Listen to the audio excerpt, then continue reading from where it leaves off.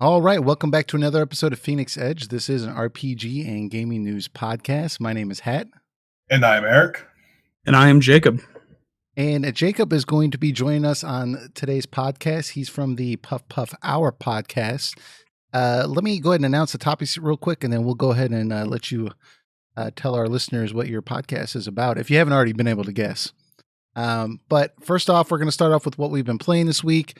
And then we're going to move into the Final Fantasy VII Remake Reddit leak. That turned out to be a hoax. And we want to just discuss that a little bit because we spent 30 or 40 minutes talking about it. And then from there, we're going to move into E3 predictions or expectations. Expectations is a better word. And then finally, we're going to wrap things up with what is our favorite Dragon Quest game. And after that, I forgot, we have one more topic here. Don't want to leave Joker out. Joker, one of our listeners, asked a real good question about whether or not games that emulate other games or some of their gameplay systems, whether or not they should still get those 9s or 9.5s if they're not really being innovative. They're just copying something that already was innovative in the past, but they do it really well. He's got a whole list of questions and thoughts surrounding this, so we're going to get into it at the end of this podcast. But before we get into all that, Jacob, you want to just give us a lowdown on what the Puff Puff Hour podcast is? It is a Dragon Quest podcast. Puff Puff is a specific term deriving from Japanese language, pufu pufu, which is a woman rubbing her breasts across your face. And that is a running joke in the Dragon Quest series. Now, if you don't know, Dragon Quest birthed the JRPG, not Final Fantasy. And so we're on the same network as UFF Podcasts, the Ultimate Final Fantasy Podcast. And I kind of got sick of playing Final Fantasy games because they were getting to be quite mediocre. And I prefer traditional JRPGs. I like things to be a little bit different, but I realized that I had never played I only played one Dragon Quest game, and there's a ton of games in the series, even back when I thought this, and I thought it'd be time to get into another RPG spur, and so I decided, hey, let me take myself and a couple other people who are affiliated with the network that don't run a main podcast. Let's just throw it all together, and we'll go through every single Dragon Quest game, including the spin-offs, if it's been released here in the United States. Jesus. So I was checking up on it. I do listen to the podcast, but I noticed that you've gone through 1 through 9 at this point. Is that correct? Correct. Awesome. Put a smile on my face when you say all that stuff, man. Yeah. Dragon Quest is my personal favorite RPG series, so I could see why. I've been very impressed with it the past 2 years that I've been doing this. It does some things even better than Final Fantasy. So I'm curious, do you and Ultima Final Fantasy, do you guys have like little wars given Final Fantasy and Dragon Quest kind of polar opposites with the fan base sometimes? Maybe not so much these days, but there hasn't been any feuding or anything that I'm aware of. I was just joking. Yeah. They haven't Joe and Caleb haven't played Dragon Quest games, and I think Caleb is quite open to it. So we'll see if he shits on it or not, but there hasn't really been any versus thing yet so far. All right. Except for the fact that Chrono Trigger is not a Final Fantasy game. I'm just going to put that statement out there and be done with it. Well, I feel like, yeah. I feel like if you all were, because I think Ultima Final Fantasy, their thing is they play any game that has any kind of relation to Final Fantasy at all. So you all could also cover Chrono Trigger if you wanted to, because that's kind of like a blending of the minds there. Oh, definitely. It's got the best of both worlds there. You've got Hori writing most of the outline to the story, and it's Toriyama's artwork, so it's got just as much influence into it as FF does. It's a love child of the greatest RPG minds out there. Yeah. Or at least at the time it was. It's called the Dream Team for a reason. Mm-hmm. Fantastic game. Something I should be playing, but I am not playing currently. Eric, what are you playing this week? Or what have you been playing? I'm in one of those I just want to chillax type of weeks. So I got in preparation for Super Mario Maker 2. I got Super Mario Bros. U Deluxe for the Switch, and I've just been playing that. It's a new Super Mario game. I don't think it's much special out of the series, but it is a HD quality, very safe, fun game to just like keep my mind off things for a little while. But I have been thinking about pulling my iPad back out and playing another round of Dragon Quest IV, because looking at that Dragon Quest Sleep game made me excited and sad at the same time, knowing we're not going to get that in the West. So yeah. I was looking at that announcement yesterday, or actually this morning when I got up before I went to work, and you're talking about the mobile Dragon Quest game that was announced that's supposed to be like Pokemon Go or something like that, where you can. Is that what you're talking about? Where you can travel around your own town, and I don't know if you're supposed to catch slime or something. I didn't really watch the how whole it thing. is, there's an actual story to the game and dungeons and towns you go to within the game. But from what I saw, and I could be wrong, someone can correct me if they want, is to get to these towns and to these dungeons to play on the game, you have to travel to that spot on like real world map to get there. So Really? like say there's a specific place of interest and it has the access to the dungeon. You have to travel to there to get to that to unlock that dungeon to play. So that does make a lot of sense in Japan because of the way Japan is structured. Sure. But it might be a little harder here in the West unless you live like in a city. But I really like the concept of it, and I would love it if they found a way to bring it to the West here. But unfortunately, with how not as popular the series is here in the West, I really have my doubts that they'll bring it. I mean, they didn't bring Dragon Quest X, so what's the chance that they'll bring this over here? Well, I would think that this would be easier to port. Well, I don't know. I mean, I guess it's going to use a lot of GPS and types of things like that. I don't know what all is involved with that process, but it is a mobile title, so I would imagine it would be easier. We might be Free surprised. to play with microtransactions, but yeah. So they're probably going to do a little bit of gotcha, but I mean, Yuji Horii did oversee it. I don't think he like got direct, like very direct with it, but Sure. he did oversee it. So hopefully there would be some at least quality assurance there. I don't think he would want to release a bad product. I don't know. Eventually, that guy's got to retire. Never. Yeah. He's got to make at least 3 more. Then I'll let him go. Yeah. He's got a young, exuberant new wife now to keep him going. Oh, does he really? I didn't even know that. I didn't know that.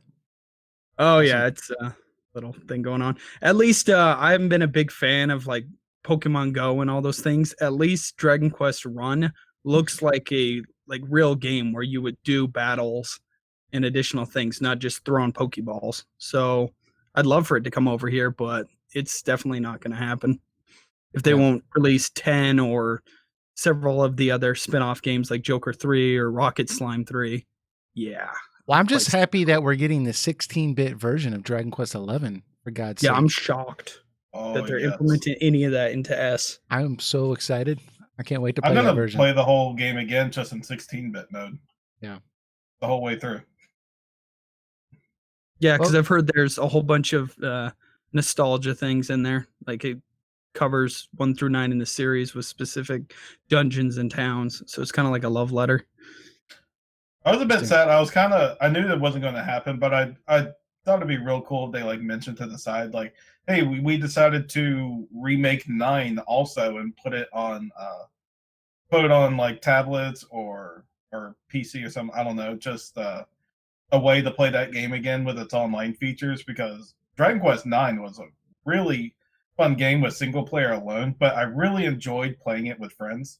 when we just get together and do like the dungeon crawling type stuff. I thought that was really fun. And I think that'd be something really cool that you could make like a better online feature of it. And I'm kind of hoping that they go back to it one day, but that wasn't part of the announcement. That was Yeah. me No, being not yet. optimistic. Well, we'll see what's going on with E3. I think there's going to be a pretty big push by Nintendo at this E3, but I remember seeing an interview a while back that they were considering trying to figure out how to go about the Wi-Fi thing on the 3DS and trying to get 9 made. So maybe that's a hint. Maybe they're trying to do it. It's just becoming hard for them to do it. Yeah, that might be the case. So if that's even happening, but any Dragon Quest content's good with me. So I'm pretty. It's pretty awesome to see something like Dragon Quest Sleep. I just cross my fingers that they decided to bring it over here. Yeah. Cool. Well, if it comes out over here, I will definitely check it out. But what else have we been playing here? Jacob, what have you been playing? A whole bunch of indie titles, but the main two big ones were The Witness and the Shadow of the Colossus remake on PS4. How do you like that? It is absolutely fantastic and still one of the best games of all time. Really, I haven't gotten the remake yet. I know I'm sinning right now by not doing that, but I really enjoyed the original. I just haven't gotten around to pick up the remake. So I saw it on sale the other day. I almost picked it up. It's Yeah. amazing. It's a great remake. Like, Yeah. it's a very faithful remake because I played the PS4 Shadow Colossus, had a great time. So out of curiosity, I put the PS2 version in to see. I'm like, whoa. Like, I have to admit, looking at the PS2 one's a little rough now. Yeah. Oh yeah. Just from the resolution alone, it's a hard to. I mean, it's still a beautiful game, just a lot more rough to look at than the remake they did. Yeah, the staggering 12 frames a second on PS2 hardware. As opposed to seeing a full 60 FPS now in the remake. Yeah. Oh yeah. Yeah, that too. It's kind of interesting though, because when the first trailer for that game came out, there was all this negativity surrounding it because people were comparing the trailer to the original, and they were saying it doesn't feel the same, like the color palette doesn't match. It's giving off an entirely different vibe. And then once the game was actually on store shelves, people could buy it. All of a sudden, that just went away. No one talked about that anymore. Everyone just loved the remake. So I'll have to pick it up. Shut the fuck up. Yeah, for sure. Pretty much. That's the whole negative thing pertaining to the public. You got to find something to bitch at on something you have not even played yet, nor is it anywhere near finished. The game could be an alpha, and then people find a way to complain about it. Yeah. That wouldn't be the internet if that was the case. Well, this week I've been jumping back into Tales of Vesperia. I'm not a huge Tales fan, but of the ones that I've played, I'm really enjoying Vesperia a lot. I think it's just a full package compared to full disclosure. I've played Berseria and I played Azalea. Those are the two other ones that I've played. Probably I would consider an extensive amount. Berseria I've beaten, and then Azalea I've played maybe 12 hours. So consider that what you will. But both those games, I felt like the gameplay wasn't really balanced. And Vesperia, the gameplay is actually, I feel, really, really good. I actually have to use the different arts. I have to use the different special moves. And, I've actually gotten some game overs. You can go watch my first stream. I got like 10 game overs on the first boss. It was totally embarrassing. But Zagi, that guy was just wrecking my world until I got the battle system down. So I just feel it's a really good package. It's got a good cast of characters, good music, good gameplay. Really, really like it. So. It's my favorite Tales game, and unfortunately the series kind of started going downhill after that game. But I don't know. I mean, Berseria is real good. Yeah. Well, I like at least. I like Berseria's story. I wish I could just get that in like an anime for one season and just watch that, because the story is excellent. It's just, man, the gameplay. It's so easy. No matter what I do, I just win. Even on hard mode, I just press any button and I just win. And then, you go to buy a new sword or something, and you have to sell your old inventory. and you just sit in menus for like 45 minutes, just comparing one short sword to the other short sword, and one boosts magic, but one reduces your defense somehow. It's just very, very cumbersome to have that many systems in place for the equipment. So I didn't really enjoy it on that front, but Vesperia, total package. Really, really like it. I Yeah. know Tales of the Abyss had an anime series. Yeah. I don't know if other Tales series had a anime adaptation. It makes sense though, because I mean, the entire like structure of every Tales game is like a 26 to 40 episode anime. Well, there's actually one of our listeners, Joker. He suggested I go watch a Vesperia movie. It was called Tales of Vesperia First Strike, that was released. It's supposed to be a prequel to the game. It's supposed to add yeah, I have that. a lot of context to the game. As far as video game movies go, I thought it was decent. It had some really good moments in it, but I mean, for a video game movie, that was pretty top notch. I felt like, in the grand scheme of movies, it's not very, I wouldn't say excellent, but for video game movies, definitely top notch. But it was definitely an anime, obviously. So, I know they've kind of dipped their toe in the water regarding that. Yeah, I mean, it was essentially a story of like why Yuri quit the Knights. Yeah, it was a little long, to be honest, and it was kind of slow in its pacing. So I found myself drifting away. But once the plot got going, I got committed to it. Aside from that, though, let's go ahead and jump into our first topic here. So, for our listeners that have been catching up with us over the last couple of weeks, we did a episode where we talked about the Final Fantasy VII Reddit leak. And the way we framed it was, there were some things in the leak that we felt made us question it, but there was a lot of very interesting ideas in the leak. Probably some of the biggest ones were that it was going to be 2 games, that there was going to be a demo at E3, that Aerith, when she kicks the can, that's when the first game's going to end. And there's a whole bunch of things. You guys can go look it up or go check that episode out. But there were some things in there, such as it was going to be open world and they were using Unreal Engine. And we've been told by some people that we know that are into end game development that traditionally Unreal Engine's not really used for open world games. It's not that it can't be. It's just a AAA studio probably wouldn't go that route. So we had some doubts, and it's come out that this was actually an entire hoax. Surprise. And the way We've all been bamboozled. the way it came out, it was kind of interesting. I thought the story was that the guy deleted his account, but I guess he didn't. And the Reddit mods asked him to prove that he actually worked at Square Enix, show us something. So he said, okay, I'll send you a paycheck. So he sent a paycheck to them. It was a scanned paycheck. It looked legit, but it had an address in the corner for Square Enix. They Googled that address. It didn't exist. And then in the right-hand corner, it said an address that was in Alabama, but the Square Enix address was in California. And then they started researching it more, and apparently this check was part of a check scam from 2015, and he just found the image online and photoshopped it. So they confronted him about it, and he, at that point, he knew the jig was up, so he just said, yeah, I did it. I just made the whole thing up. And they asked him why, and essentially he just said, because I got hundreds and millions and thousands of views from even like major gaming websites, and it took me like 30 or 40 minutes of research to make this. You guys are ridiculous. And, I felt kind of like, cause I was kind of on the trail. I was on the bandwagon. Like when we were going through it, I was like, man, if this is real, this would be sick. 2 games, not 3 games or 4 games.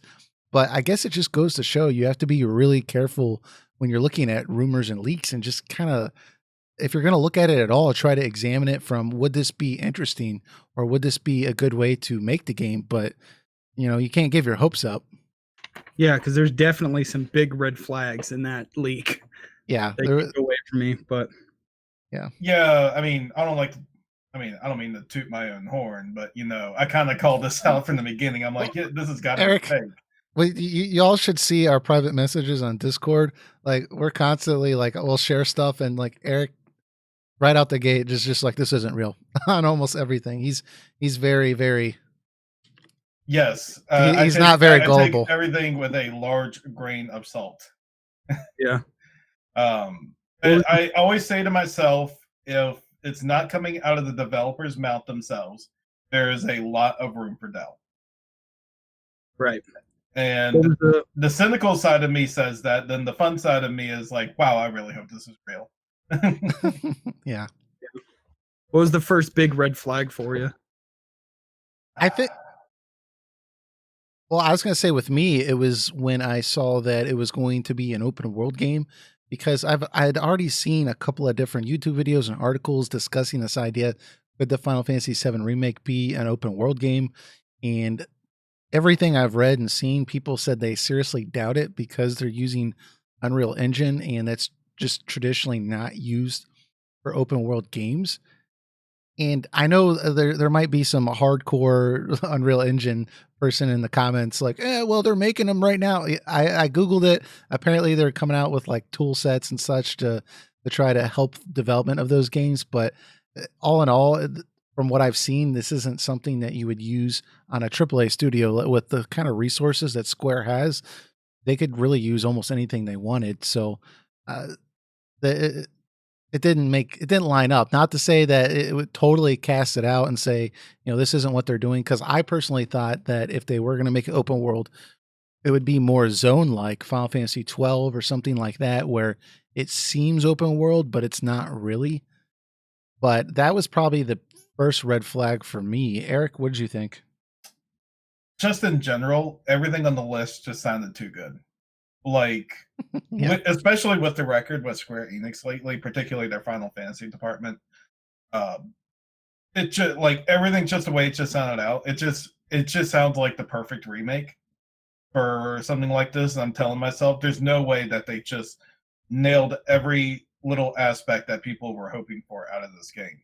Like, there's obviously going to be forms of compromises Sure. in this remake, and we kind of have to accept that it's a reimagining more than a remake. So a lot of stuff's going to be omitted, a lot of stuff is going to be added in, and because of that, like, everything sounded like it was just like a straight remake of Final Fantasy VII with the addition of like 2 episodes for it. So I'm telling myself, this is just too good to be true.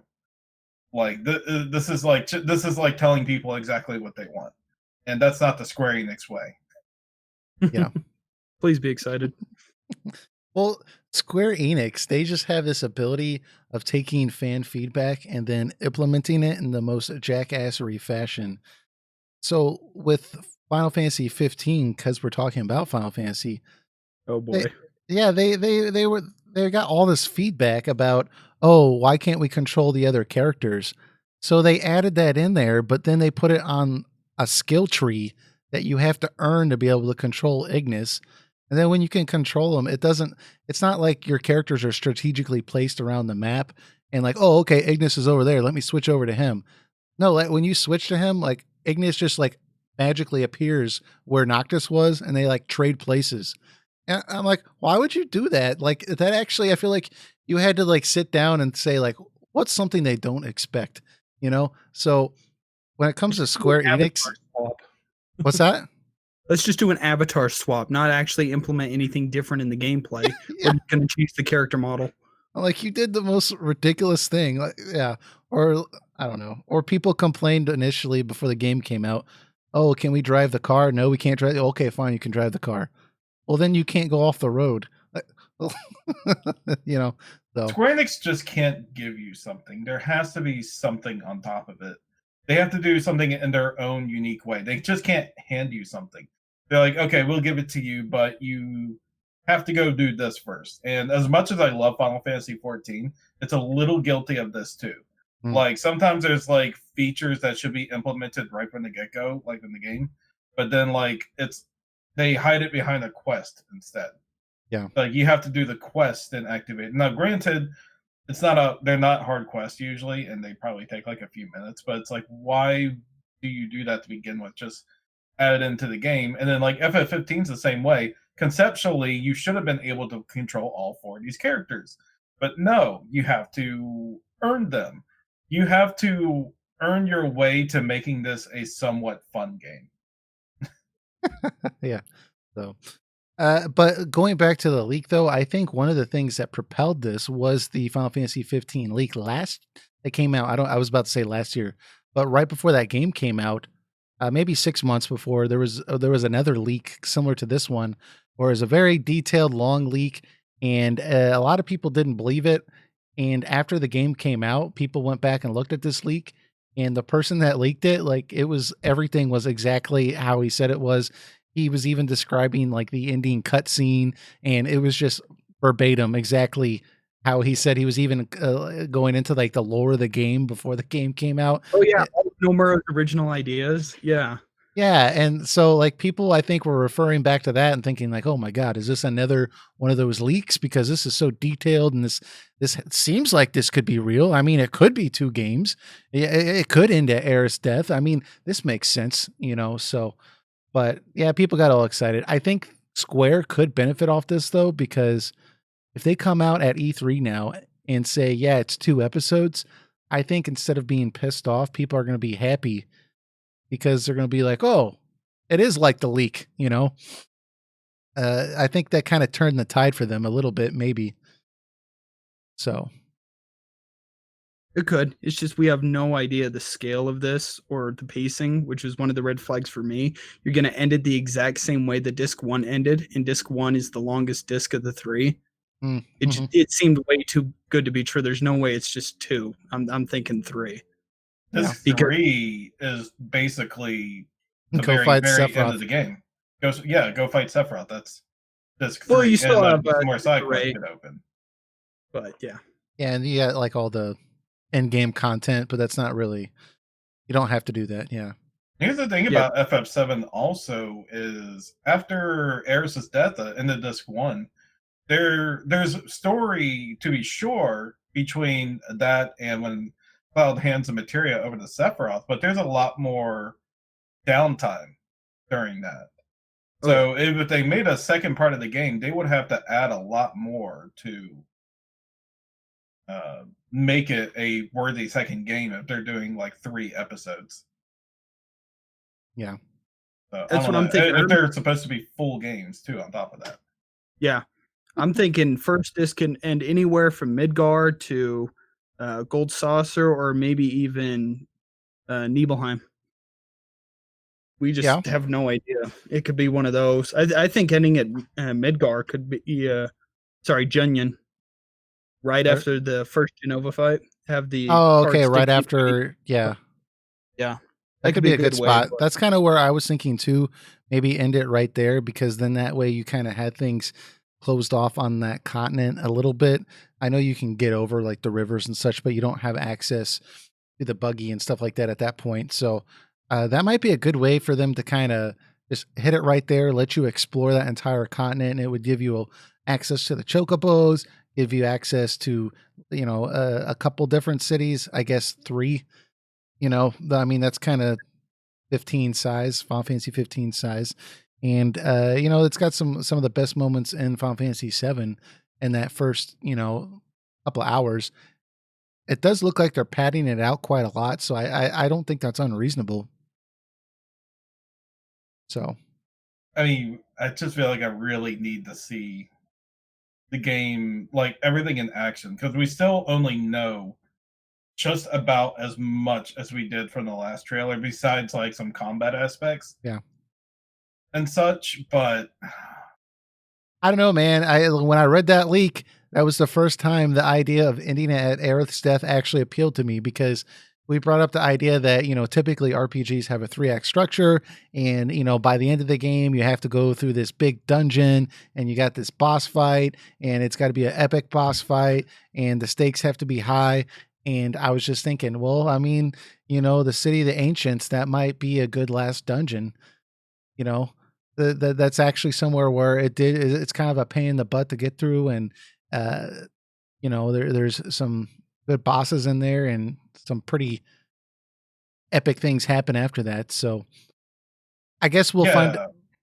Now, what I like about the idea of the leak was to make it 2 episodes. I mean, it's very ideal for Eris's death to be like the perfect cliffhanger for the first game. Yeah. Like it's like a bittersweet type ending, and you want more from it after it, so it makes people more and like anticipate more. Sure. Like the second game. And if the second game was like the rest of like disc 2 and 3, then I think that would be a good send-off point. Yeah, sure. But anyways, if y'all want to see our full discussion regarding that, we did a whole basically 40-minute discussion on that leak. As you can tell, there's still, I feel, some really good ideas, and I keep calling it a leak. I need to stop calling it a leak. What are we going to call it? A hoax? A fake leak? Okay, there was some really good thoughts in the fake leak that this guy came up with. Some interesting things to consider. So if y'all want to go check that episode out, it was about 2 episodes ago. But just keep in mind that this leak did come out to be fake. So we're not trying to push it anymore, obviously. About 2 weeks left, folks. Just got to hold off for 2 more weeks till Square Enix gives you very vague information. I don't know, bro. It's on Sunday, right? I think it's just next week. I don't know when the Square Enix showcase in particular. So Square Enix, let's go ahead and transfer over into the E3 expectations. That way we can keep this ball rolling here. But Square Enix, I believe, is on for us Monday evening. Let me pull this up. Square Enix time. I think they took the Sony time slot. Yeah. Yep. Pulling it up right here. They have an hour this time instead of last year's half hour of nothing. Oh, good Lord. That showcase last year was so horrible. So it's going to be Monday, June 10th at 6 p.m. That's Pacific time. So actually that's a week away. Yeah, I actually took the following day off from work just in case we happen to get a demo. I know it's not going to happen, but... No, that was the second red flag for me, was a demo for PS Plus only. Yeah. Fracture your audience for PlayStation Plus members only. Yeah. Yeah, they would definitely bundle that with some other game just to capitalize on, the fact that people want that. It would just boost sales for whatever game. They did that. That was another red flag for me. Yeah, they did that with 15 and Type 0. They just bundled Final Fantasy 15 with the PS4 edition of Type 0. And, that game ended up selling really, really well because of it. So, yeah, I'm with you. That had me thinking, okay, I don't know about this. This seems a little ridiculous. Yeah, I mean, they just take like a game they know that's probably not going to sell this year and just include like the FF7 Remake demo with it just to get it to sell. I mean, they did this with, what was it? I love Dragon Quest VIII, beautiful game, but they did add Final Fantasy 12 demo into it to get it to sell. Yeah, Dragon Quest just does not sell in the West like it does in Japan. And they did it with Unlimited Saga also. They included the Final Fantasy X-2 demo in it. And that game, Unlimited Saga, is, I don't really say it's often, just complete hot garbage. Like, just no redeeming qualities to it. I refuse to play it. Yeah, I don't know. I haven't played it. I'm not sure that really helped to put a demo out of 10.2, though. I think that probably turned a few people off. But anyways, so E3, I think the best way to do this is because we're not going to we can't talk about every single game that could possibly come up here, right? Because we'll be on this for 7 hours. So I think what we should do is I'm just going to go through the schedule, and at any point, just stop me if there's something that you feel that you want to bring up or that you think is interesting. Of course, we'll probably end up stopping on, Square Enix and things like that, because there's obvious things there for us to talk about. But I mean, it is an RPG podcast, so I'll probably just bring RPGs up. Oh, so unless it's I can tie it in somehow. Yeah. So the first one, which is something I don't really care about, is EA, and that's happening from 9 to 12 on June 9th. They're doing a bunch of different streams, but then they're doing a 3-hour live event or something along those lines. And it's the only thing in there that looks interesting is Star Wars Jedi Fallen Order, which I don't know anything about, and I'm not going to pick up on day one. So there's that. I'm not too EA's really boasting that it's not an EA-like game, which is pretty weird. They're advertising it like that, like they're admitting that their business practices are pretty shady. What's hilarious though? The trailer for it, the main character keeps saying in the trailer, rule number 1, don't trust anyone. And he keeps saying this, don't trust anyone. Don't trust anyone. And then the trailer closes out with don't trust anyone. And then like in the comments, it's like rule number 1, don't trust EA. It's just, how did you not see that coming? So it's just, I don't know. It looks good, but you know, trailers can look great and it can be absolute garbage. So it'll probably be a good game. I mean, EA's not. I mean, EA does get some stinkers out sometimes, but they do dish out like higher quality titles, and they get like high quality teams for it. So it'll probably be good. I think the thing that worries me is what they'll do to the game, like outside of it. Like, are they going to offer like a season pass? Are they going to do like shady DLC practices? They already said no microtransactions, but I don't know. It's like be cautiously optimistic about the game, I suppose. Yeah. I don't know. We'll have to see. It's not going to be something I'm going to pick up on day one. I'll definitely wait for some reviews. And even then, unless it's getting, 9.5 or 10s out of 10s, I'm not going to pick it up because I just have other things to play. So, it looks like a good game, but I feel as if I've seen this story before. I will say, if it is a good game, I think people should applaud EA for it and tell them they're doing good with this, so they don't go back to doing the other stuff. So they can make a mobile port? Yeah, so they realize, like, oh, people love it when we do this, and it's selling like crazy. Yeah. Maybe we should make more games like it. So, anyways, I do think what they're doing this time is better than what they did last year, where they just had 2 guys in chairs playing like a mobile game for 45 minutes on camera. Oh, God. I can't remember. Oh, was that what it was? Yeah, I couldn't even remember. It was just so terrible. Command and Conquer. Yeah. Oh. But anyways, so after that, I'm looking on the schedule. I'm on GameSpot right now. Let me just pull this up on the screen. Everyone else can see this too. For me, Star Wars fell off a long time ago, so yeah, I have no interest in the Star Wars game. I'm with you. So Nintendo. Oh, how do y'all feel about Nintendo? I feel as if there's a lot of things that could happen with Nintendo. What I do know is we're going to get more info on Link's Awakening, the remake. Probably more info on Super Mario Maker 2, Pokemon Sword and Shield, the new Fire Emblem coming out next month. I know those would be a thing. I do hope they dive more into Dragon Quest XI and S. Then maybe I'll surprise more Dragon Quest announcements. That would be real nice. They're definitely going to confirm Erdrick for Smash. Yeah, that'd be pretty cool. That's what I want to see. I want to. I've been hearing about that, but I really hope that rumor is true. It makes so much sense to have Erdrick in Smash. I think it's going to. Go ahead. I'm sorry. No, go ahead. I think it's just going to be a big event for Nintendo finally pushing Dragon Quest finally. They're going to show off 11S. They're going to show off Builders 2. They're going to announce Erdrick for Smash, and then they're going to cap it off by showing a small trailer, maybe not gameplay, of the Monsters title coming to the Switch that they said was already in development. Let me ask you, what kind of stage would you want to see? I have no idea. I'm just a Dragon Quest fan. I don't play Smash. So... Man, I'm kind of hoping. I'm trying to think about it right now because I just asked it myself. What kind of stage would I want for it? I don't know, like maybe like a series of areas that transition or something, or maybe that could be pretty cool. The Dragon Lord's castle or the final castle from Dragon Quest 3 would make sense too.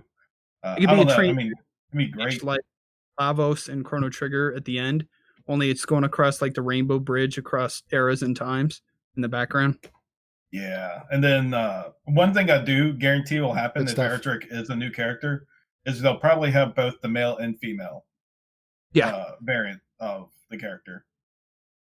Like Definitely. they have that for Corrin on Fire Emblem and Robin from Fire Emblem also. There's like a male and female counterpart. So I'm very sure that's going to be a thing also. Well, I hope Nintendo is listening because there's some good ideas here. Yeah. Oh, that's a good idea, right? Yeah, Dude McGuy in the comments is saying Octopath Traveler sequel reveal at Nintendo, maybe. They are working on it. I was thinking of that too. That would be a surprise announcement for me because I don't know if I would expect that this year, but I could see that happening. And if that did happen, I would be very, very interested. You know, Dude McGuy, I don't think it would be an Octopath Traveler sequel, but you know what I think would be something that they could announce is the Bravely Third game that was rumored also. I do think That that's could be more likely. Yeah, I think that's more likely, but at the same time, I don't think it's completely out of the question either, given Octopath Traveler's huge success and, you know, it's brought in a lot of new fans. I think that it's not unreasonable to hope for it anyways. So I think they take more of a approach of what Nintendo likes to do. They kind of keep things tight-lipped and sealed to like a couple months before release, like 6 months or so. And I don't think that game will be coming anytime soon. So hopefully it isn't like, oh, please be excited in 3 years for the Octopath Traveler sequel. Well, the thing is, go ahead. Because I think it's Tokyo RPG Factory that did that, right? That little offshoot studio. Well, okay, so that will they have Tokyo RPG Factory that's been making I Am Setsuna. They made La Sphere. They're currently making Oninaki, and then they have a very similar studio, but it's a different studio that made that one. I can't remember the name of it. Eric, can you? Which one for the Bravely series? Yeah, or I can't remember on top of my head. It's well, regardless, yeah, it's a separate studio. But we know it's a specific team. For those games. Division 11 and Acquire. So they could be working on it. I just don't think it'll be anytime soon. Yeah. I just know that style of game, Octopath, will always appeal to me, at least the aesthetic of it. But, you know, indies are really, really popular right now on the Switch. And the Octopath Traveler kind of has that indie vibe to it. And it's really trendy. And I wonder if they wait, 3, 4, or 5 years, if they're going to be able to sell as many copies with a sequel once we're just, oversaturated with copycats and everything like that. I did see where Square tried to copyright that style as 2.5 HD, which I thought was kind of ridiculous, but I don't know. That's the only thing going through my head as to why you would want to get that game out a little bit earlier, but they have been kind of hinting that another Bravely game could be coming. So, BioPhoenix says Astral Chain looks really cool. That game from Platinum Games looks sick for the Nintendo Switch. I really want to check it out. That's batshit crazy Platinum. That's the Platinum I really like. Like, I don't know if that's an RPG, but I'm gonna play it. It looks awesome. By Platinum Games. I am hoping that I'm also a major Zelda fan.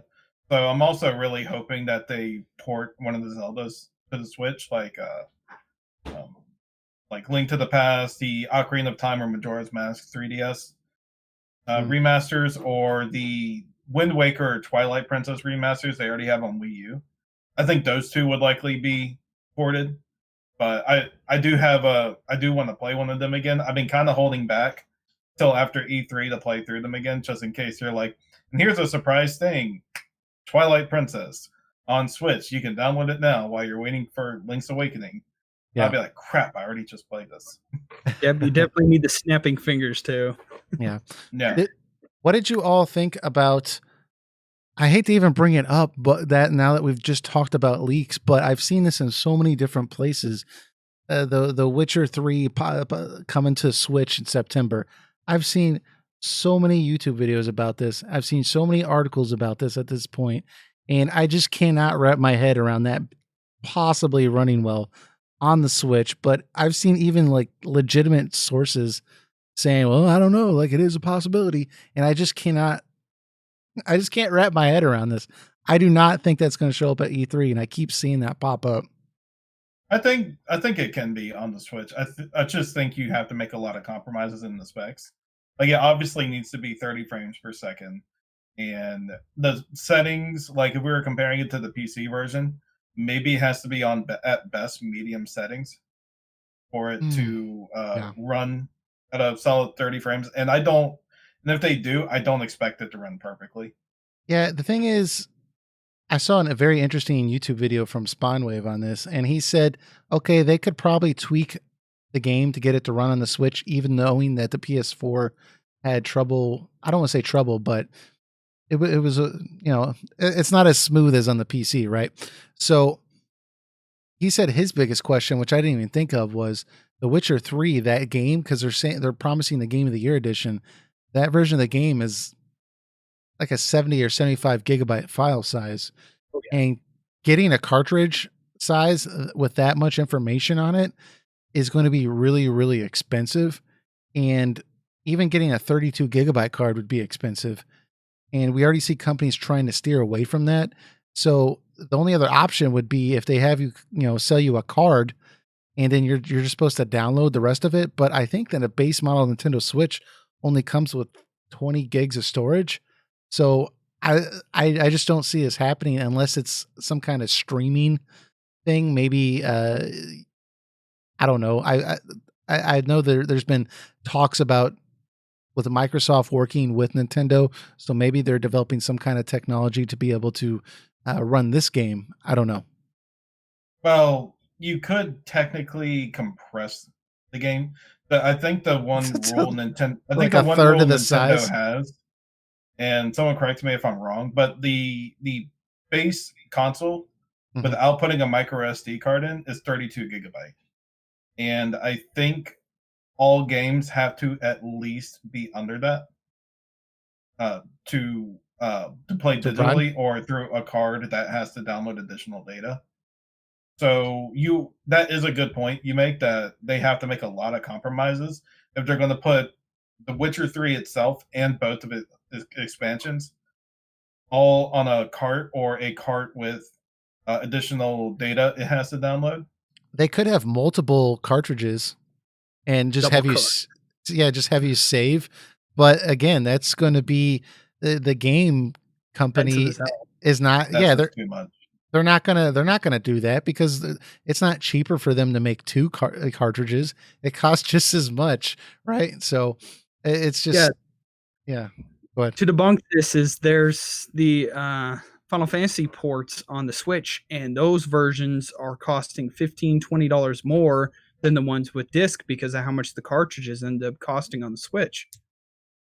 Yeah. So yeah. Speaking of which, do you guys think? Sorry to kind of change subject on that. What do you guys think they'll announce any more Final Fantasy ports for the Switch this year? No. At E3? Because there are a couple they can pick from. They can get Final Fantasy 1 and 2, the PSP versions on there. They can get the 3D DS remakes of 3 and 4 on there. There's already PC ports of them. Same with 5 and 6, the mobile versions. As much as I don't want them on there, if Square Enix did port them on there, that's likely the ones they would pick. I'm thinking there could be a chance of Crystal Chronicles launching simultaneously on the Switch along with PS4, the HD of Crystal Chronicles, since it was originally a GameCube game. So yeah, we are supposed to get that, but they've never told us when we're supposed to get it. Yeah, like it's supposed to be like a HD remaster with online, with like better online features. They still got the stupid Moogle like Chalice Cup thing, but that protects you in the mist. But yeah, besides that, it's the game with like a lot more new features. Apparently. Yeah. I don't know. I think it's possible. Maybe I don't understand why Square, well, I guess Square also, why they haven't done it already. It just means more money. And if you were waiting for a moment to do it, I guess you could just announce a whole bunch of Final Fantasy games at E3. But part of me feels as if they would do that. They would have done that with Final Fantasy 7 through 12 if they were going to announce it at E3, because that seems like that would be the bigger announcement than to say, oh, at E3, hey, here we are. We have Final Fantasy 4. I love Final Fantasy 4. It's a fan favorite, but it's not as popular as 7 through 12.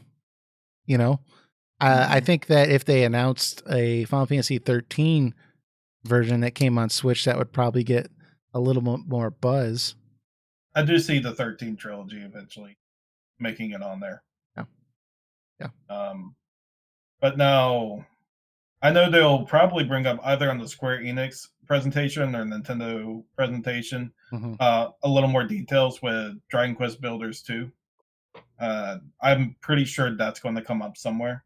But I do hope, though, is they announce some surprise like port to the Switch or something like that, or just like to like all consoles. Just like some Dragon Quest game in the past, maybe bring like the 1, 2, 3 trilogy, or bring the DS remakes that they did like on the iPad like over to the Switch somehow. That'd be very nice. Or bring like Dragon Quest 7 and 8. But I think those would get announced in Japan first if that was a thing. So yeah, I doubt we'll see that. But yeah, there has been known to be differences between Nintendo Direct's Japanese and US streams, because I think they completely bypassed the Dragon Quest card game that was coming to Japan only on the last Nintendo Direct. So I had to have it like tweeted to me, be like, "Oh, look, this is coming," but not to the US. Like, oh, okay, they are actually different streams. Okay. So oh yeah, I think they did that with the Dragon Quest Heroes games also when those came out on the Switch.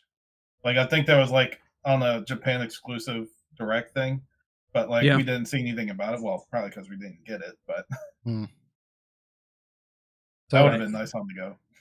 Yeah, and then I know that obviously Fire Emblem Three Houses is going to make an appearance.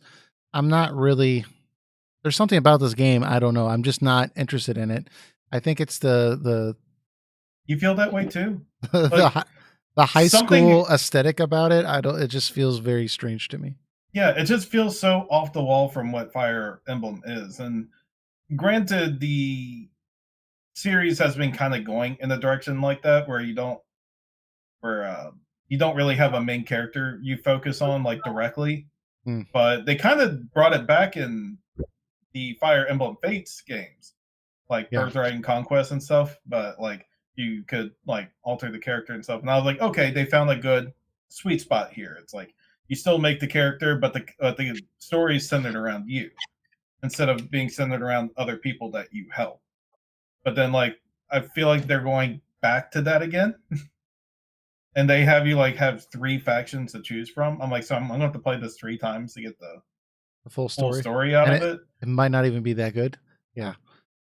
From what I'm hearing, there's some speculation that there might actually be a demo playable, because there's been such a little hype surrounding this game that maybe that's the only way they could get people talking about it is, hey, here's a demo for Fire Emblem Three Houses. Go ahead, give it a shot. I don't know. We've had such a little information about it, and the only thing I've seen online has been leaks, and I don't want to say leaks, but translated Japanese articles into English with like plot synopsises and stuff like that. And well, not really plot synopsis, but little background history for characters and explanations of gameplay techniques and stuff like that. But we haven't actually seen a trailer that gets me excited. We haven't seen anything that really pumps me up for this game. So I don't know. I think that part of me feels this game's going to get released in July, and then it's just going to, that's the last time we hear about it. I don't know. It doesn't seem like it's going to be do very well. It's going to get good reviews, but it's going to feel lackluster to anyone who's a fan of the series.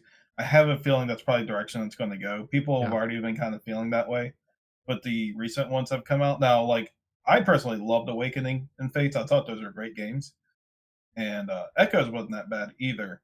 But there's this like niche, really hardcore Fire Emblem community that are like just so ridiculously opposed to those games because they feel like they completely break the ideology of Fire Emblem. Because Fire Emblem, that's when Fire Emblem started going more casual with with the option to turn off like permadeath, which I mean, I see where they're coming from with it, but doing that, they just opened up the series to like a whole new audience.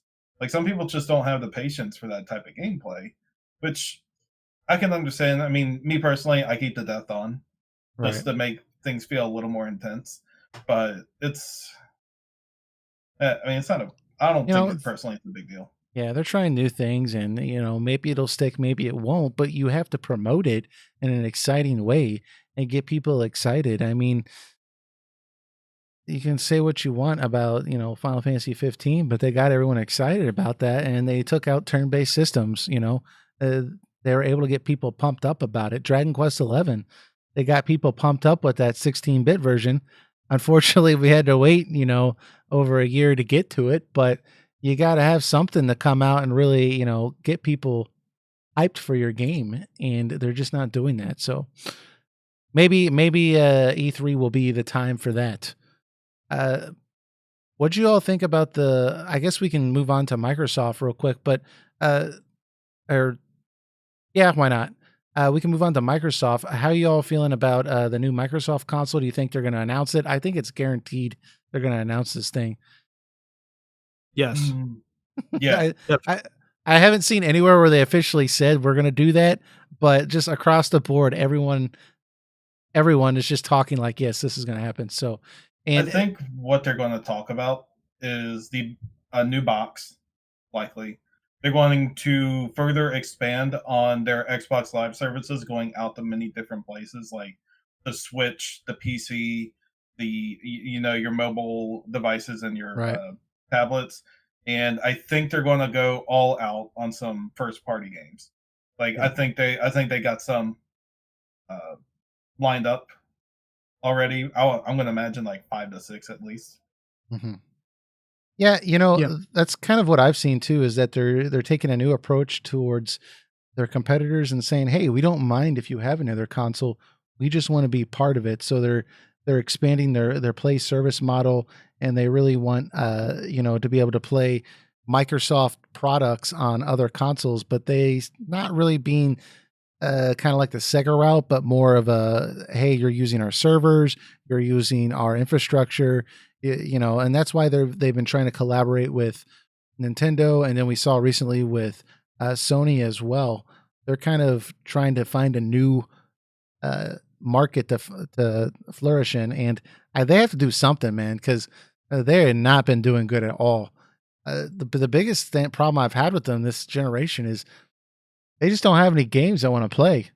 And you can have the most powerful console on the market, but if I don't want to, if I don't, I'm not going to spend $400 and play nothing but Halo games, or or whatever. So eh, Or apparently, stuff that's loaded to 4K and you're just playing your backlog, and it's like, well, I could yeah, just do that on PC. So yeah, it's like I could spend just Microsoft, as like, we agree. Here you go. yeah, yeah, we could we could, but like when you go to buy a console, if you have the choice between a PS4 Pro or an Xbox One X, and you don't have a console right now, and you look at it and you're like, okay, this thing's 7% better than the PS4 Pro, but the PS4 has thousands of games. Some of these are some of the best games of this generation. Or you go to the Xbox and play Sea of Thieves. Now, obviously, there's some other games on there you could play, but there's just not as Crackdown many. 3. Ooh.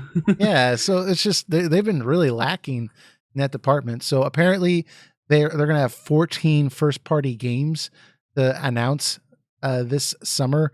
So that's pretty big if they can announce their new console and they can come out with 14 first party games. If you remember, they bought so many different studios last year to try to get more first party titles. So one of the things I've seen rumored is a Fable reboot, which I think that's definitely a good idea. Given they're gonna Yeah, do that. yeah. Is So Peter Molyneux part of it? I don't think he is. I don't know. I don't know. Then again, I don't think it would be a big difference if they had him in there. Not, I mean, he wasn't a bad director, but he he really over promised things that were ended up never being in his games. Yeah. Like he So would sell you the world, but you wouldn't even get like part of it. Yeah. So I think that they're supposed to have a fairly long presentation and 14 games. The announcement of their new console. This could be a reason for them to actually gain some ground. But even then, Sony just owns so many games that I don't see Sony coming out of the picture. And I think Microsoft has realized that. I mean, if you want to play Horizon Zero Dawn, the sequel, you're gonna have to own a PlayStation or The Last of Us 2. I mean that might come out in the PS4, it might be a PS5, but regardless, that's you're gonna have to go that route to play those games. And even things like the 7 remake, okay, it might come out on the Xbox, but you're gonna have to wait, So, and when it comes down to consoles, gotta have games, and I think they realize that, and that's kind of why they're going towards the collaboration route. They're working with Sony, they're working with Nintendo. They're saying, "Hey, how would you like to stream some of our games on your stuff?"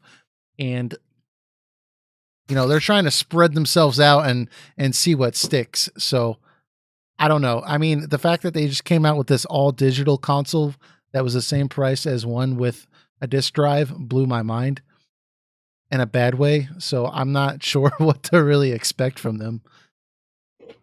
So I Yeah, guess they seem to be just branching out, like you've been saying. They need to have, if Sony and Nintendo become reliant upon their servers, which they have one hell of an infrastructure, way better than Sony ever has had for online play.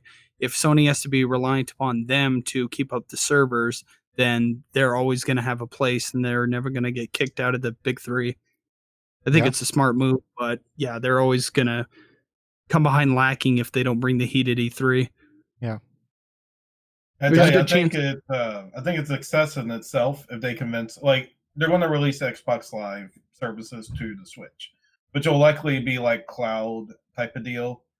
And if the people are paying $50 a year for that, even though they don't own a console, that's like an extra, that's like an extra 50 in their pocket, That's it. despite them not having that. That's just it. I think they looked at the Switch and they said, "Okay, this is a blue ocean strategy." The Nintendo Switch didn't try to compete with the most advanced console. They tried to redefine, and that's what Nintendo does: redefine gaming. Okay, you're going to play it in a new way. That's why the Wii was so successful. And I think Microsoft is looking at that like, okay, we're going to tap out and say Sony's got this. They're really good at what they do. We're going to stop trying to compete with that. We're still going to compete a little bit, but we're just going to try to come out with some new way of owning the market. And like you said, Jacob, owning the servers that Sony's going to use or the streaming services on the Switch. I think that they're just trying to get into the back end and kind of pull an Amazon, where Amazon owns the servers that Netflix streams on. So it's just, It kind of sounds like Microsoft is just trying to beat everyone to the punch. Whereas I think, I'm not saying this is how it's going to be, but I think maybe they're thinking theoretically that hardware is going to be a thing of the past, Mhm. and you want to put your services, your gaming services, on multiple platforms. Like you want to get on the PC, and I said it before, like several devices to get your services on. So when hardware becomes less relevant in the future, like 10, 15 years from now, say, then like they're already ahead of the game in terms of we've already established Xbox amongst because everything. because they're the Steam of streaming or whatever. People already have subscriptions. Yeah, and by that time, like things like Wi-Fi or something like that may be Mm. a thing in the past, or like at their peak, and like have satellite Wi-Fi so you can like portable game Xbox anywhere. And I really think this is just them trying to get in on that action, similar to how Google's trying to get into similar action with that. Yeah. So Yeah. this might be them competing with Google in a way. Yeah. Well, I think that with YouTube, we were just talking about this before the podcast started, but with the fact that Google services, like practically every Google owned entity, was out yesterday in certain parts of the world, including, where I was at and where you were at, Eric. This probably is a good time for, Microsoft to come out and kind of show off, what they can do. So, Yeah, I'm actually looking forward to see what they're what they're doing. If I'm not like impressed with their software lineup, Yeah. I'm sure at least I'll be fascinated on the hardware angle. Well, one thing that they do that I think is really cool is the Xbox One X is completely backwards compatible. So you could buy that thing. You could go to a used game store and buy 100 games for $100 because they're so cheap at certain places, and play Like all they'll of them. play all 360 and original Xbox games. Yep. Hmm. And that's awesome. On top of that, they'll upscale them with the most advanced upscaling. Anyways, they claim to date, but it does a very good job from what I've seen. So But Sony said they can't do stuff like that. Sony's Too ridiculous. expensive. Okay, they have the PS5 coming out, and it's gonna backplay PS4. Let me get excited, but it won't play PS1 games. You know what I did this weekend? I was watching YouTube videos on people emulating PlayStation 1 games on an Amazon Fire Stick 4K, and it was hitting 60 frames per second on a 4K Fire Stick for $35. And Sony's sitting here, like, we can't put this in the PlayStation 5. BS. They could absolutely do it if they wanted to. They just want you to rebuy these games over and over again. Yeah, it's a lucrative cash business, and they want to push forward PS Now so much. They've already spent so much time and investing in it. They definitely don't want to go back. Yeah. I mean, that's fine. You want to throw your games on there, then do so. But put the games on there. They're not on there. That's the biggest problem. Yeah. So let's keep moving here, and we're gonna have to speed up a little bit because we kind of lingered there a little bit. We've already talked quite a bit about some of the games that we want to see with Square Enix. That's probably the biggest one here for us, anyways. Was there anything y'all wanted to bring up at Square Enix that we didn't talk about? Obviously, they're gonna have the Final Fantasy VII Remake. They have an hour-long presentation. It was Sony's presentation before their time slot, before they decided not to be there this year. And there's a lot of speculation out of how much time are they going to commit to the 7 Remake. I suspect that it's going to be at least 20 minutes. I can't imagine it being... Most of the time is going to be catered to FF7 Remake and the Avengers game. Yeah, that's what I think. Those are the two things they're going to do. And maybe 10 minutes of just, oh yeah, here's Oninaki, here's Dragon Quest, the 16-bit version, and the Switch version coming out. Here's all our other small little projects, but I don't see them announcing anything else that's really that big because they don't have to. Everyone's already hyped up about the 7 Remake. Yeah, I think those two, and then the last will be kind of like a direct thing where they just showcase everything else coming out this year that we kind of probably already know about. They might show something with the Kingdom Hearts 3 DLC. I don't know if that's ready to show yet, but that could be something that could be kind of whet the appetite. Show. Yeah, that could be interesting. Or at least show some small preview. That one's in the works. Like they've already announced that they're making like final mix content for it, but they could probably just make it official. They've only really mentioned it in like interviews that they're going to do it, so they could make it official. Yeah. They're probably going to take like a minute or two to show off like that Outriders game they've been teasing. I think it's going to be by People Can Fly, the Bulletstorm team. They may dedicate a couple minutes to that, but it's not going to be much at all. Yeah. Like 90% of it's going to be Avengers and FF7. I don't suspect we'll see The Quiet Man 2. Oh, Lord. That was boy. That was a new low. Anyways, yeah, so it's gonna be an interesting time for Square Enix. I think that we all know what to expect with them, and it's just a matter of waiting and seeing what they actually put out there. I am expecting some gameplay. I'm some actual gameplay, not a 2-minute trailer or 1-minute trailer for Final Fantasy VII Remake. And I really am waiting for the floodgates to open here because they've just been so quiet about it. I can't imagine them holding back still through another E3 and only giving us minor details. They have to come out here and just start, okay, here's everything you wanted to see. Here's 5 minutes of gameplay. Here's, Tifa. Here's all these different, here's more of the characters. Bombing mission section. Yeah, dude, I do not want to see anything from Midgar and this game, unless it comes out that episode 1 is completely in Midgar, which would surprise me. But they have to show us something else outside of Midgar. They have to show off some other characters. I want to see Vincent. I want to see Yuffie. I want to see all these characters. So they have to actually show us something new that we haven't already seen before. And I want to see what's different about this game. So I do want to see Cloud and a dress also. That would be entertaining. So there's lots of things here that I want to see. I Yep. must. And a release date. Yes, a release date. That would be phenomenal. I was think all it's just gonna piss off the fan base if this thing comes out without a release date. yeah. I think they'll announce a release window, but not a release date. I think they'll either say like winter 2019 or Which means winter spring 2020. 2020. Yeah. Because Something Well, if like it's that. still PS4 like for a limited time, it's definitely not coming this year.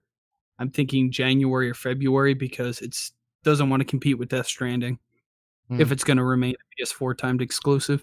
Which they haven't November is said a if really hard month to compete with.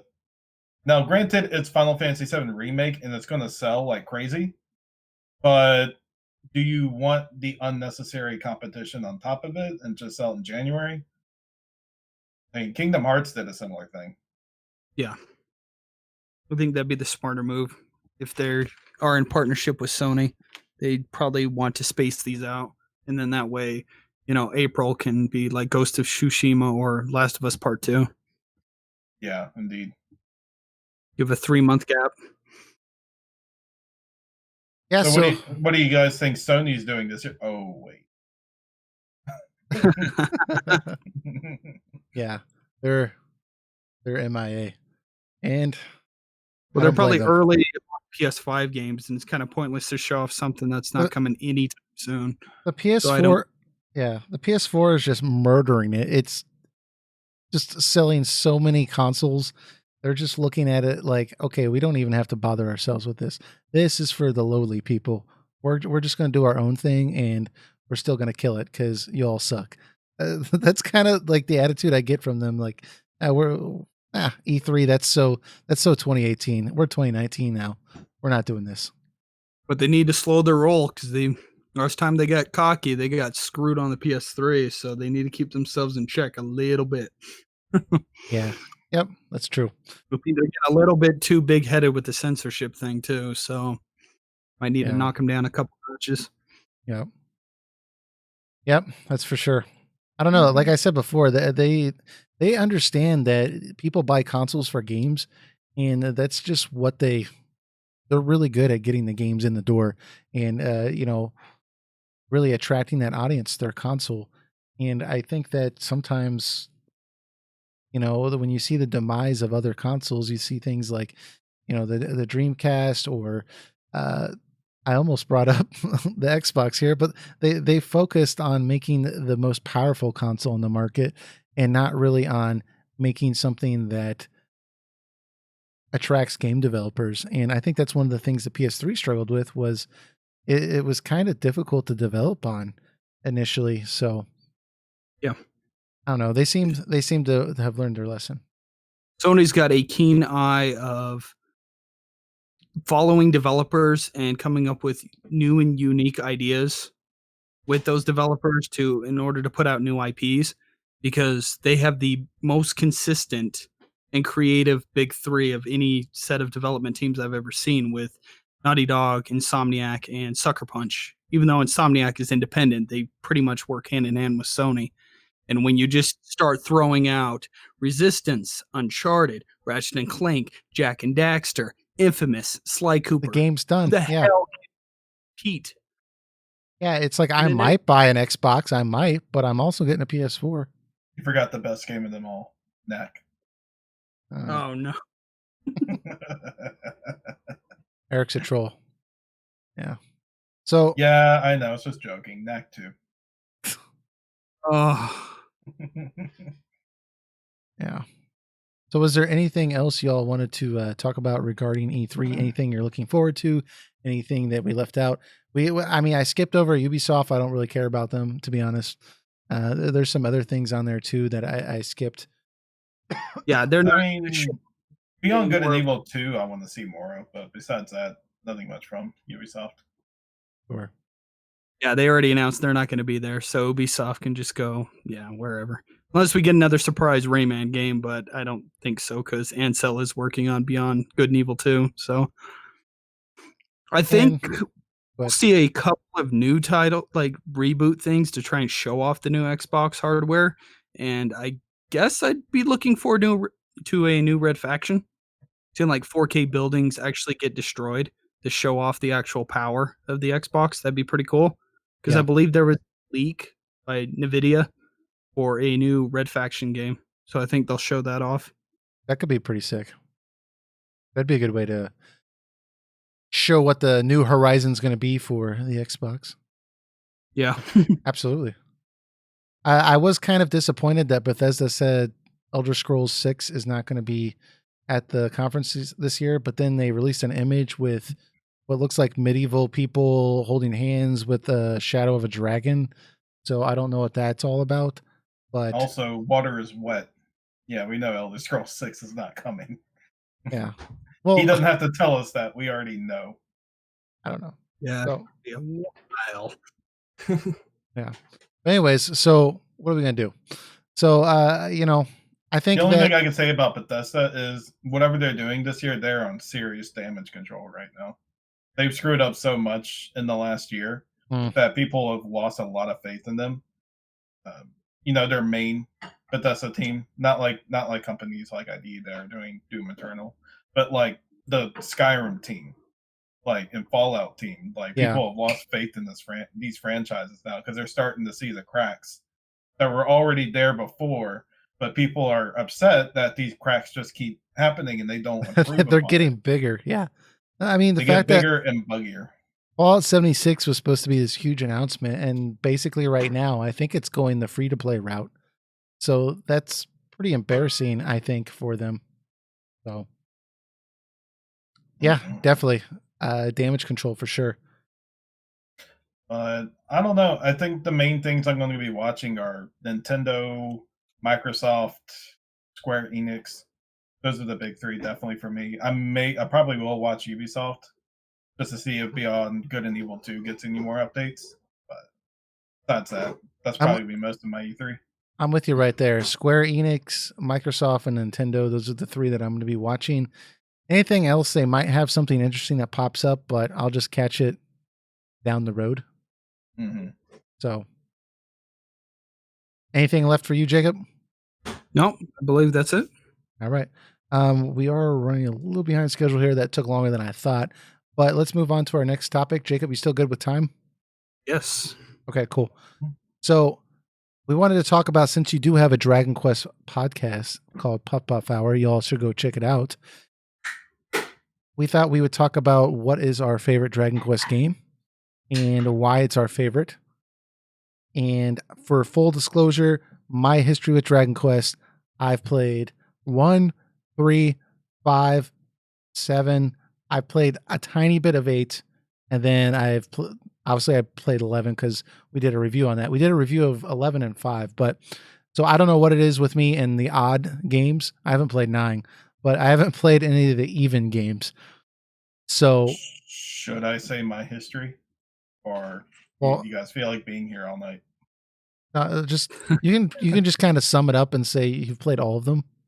I've played every Dragon Quest game except 10 in all their forms: the Nintendo form, the DS form, the Super Nintendo forms translated, the PlayStation versions, their remakes, every single one I've played through. I've played through the Heroes games, the Builders games, the Monsters series games, Dragon Quest Wars. Line. Which one? Dragon Quest Wars. Dragon Quest Wars? No, that one's not in my. Yeah, that one I haven't played. Well, we found one. All right. It's a Wii. No, I haven't played them all. There's a ton in Japan I'm sure I've not played yet, but yeah. I'm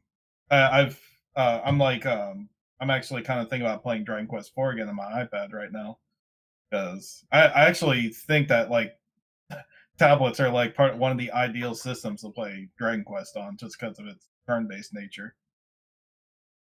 Yeah, there's really good ports of 1, 2, and 3. So I Yeah. haven't really tried any of those games on the iPad. I'll have to check that out. But I believe 1 and 2 are ports of the Wii remastered versions, and then 3 is a remastered version of the Super Nintendo one, which are the best versions of all 3 games. Well, that's something I like about Dragon Quest is they don't mind, re-releasing the game and making a better version of it. I mean, obviously you see that with the Final Fantasy games, but in certain respects, people get freaked out when you start messing with it. So Dragon Quest has never shied away, always since the beginning of just, no, we can do this better now, so we're gonna go ahead and just do that. For the most part, they're the same exact game. So just some small quality of life features, like the very first Dragon Quest game on the Famicom, like the character didn't move up, down, left, or right. It was just like a character like sprite that just goes like that. And then like when you get to the stairs, you have to choose to go into the stairs.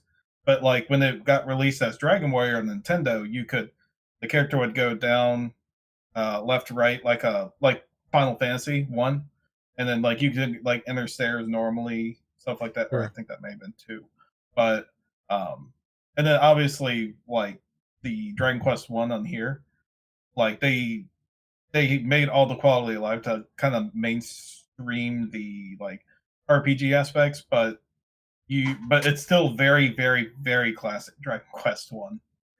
Yeah. I think the biggest changes come for 7 and 8's 3DS ports, because in 8 the alchemy pot took way too long, and 7 in the original PlayStation version it takes like 12 hours to actually just leave the first puzzle room, and all that is completely removed on 3DS.